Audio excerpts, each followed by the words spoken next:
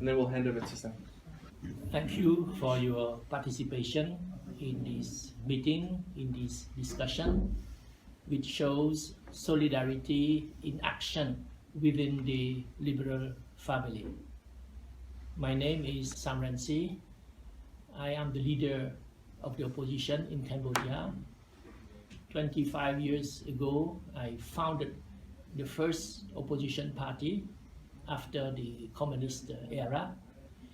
I was alone in the parliament, but at the last election, in which we were allowed to participate, we had 55 members of parliament representing 45% of the popular vote.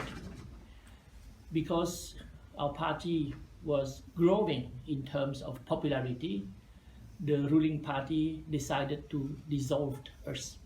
And at the last election, we were not allowed to participate, and the ruling party collected 100% of the votes and 100% of the seats. It's like the return to the communist style one-party system. So I have no choice now. I want to express the will of a large majority of the Cambodian people who want freedom, who want democracy. But my party has been dissolved. I have been sentenced to jail terms. My colleague, the co-founder of my party, is in jail in Cambodia now. So what can I do?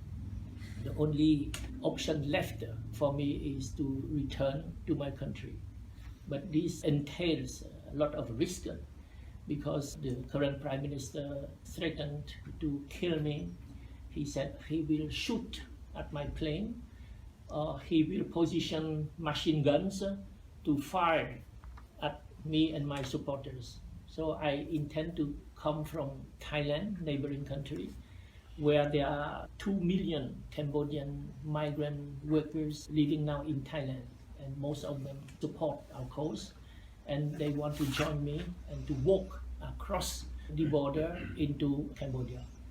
So I hope that our liberal friends all over the world will put pressure on the current regime in Cambodia not to use violence, because it would be really bloody. What we ask for is just the release of opposition activists who have been arrested recently. There is a wave of arrested in the run because they know that I'm coming very soon. And we want to have our opposition party, it is the only credible opposition party, reinstated.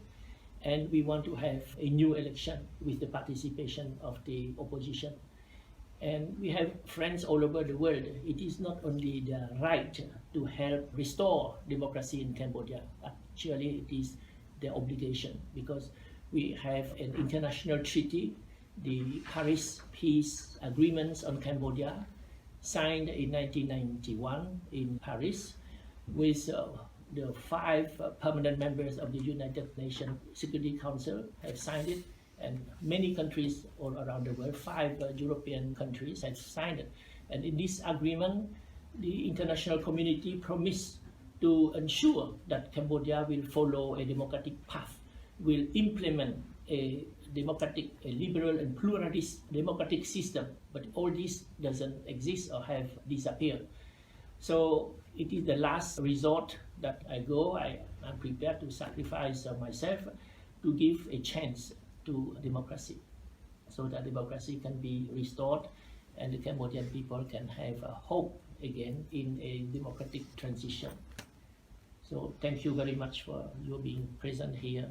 And I'm visiting a number of European countries. I'm going soon to Finland, to Norway, to Sweden, to Germany, to Switzerland, to meet with officials from the national government. And those countries have been following the situation in Cambodia very closely. I hope they will join effort to put pressure on the Cambodian current government to allow our peaceful return and to accept to restore democracy in line with the international treaty called the Paris Peace Agreement on Cambodia.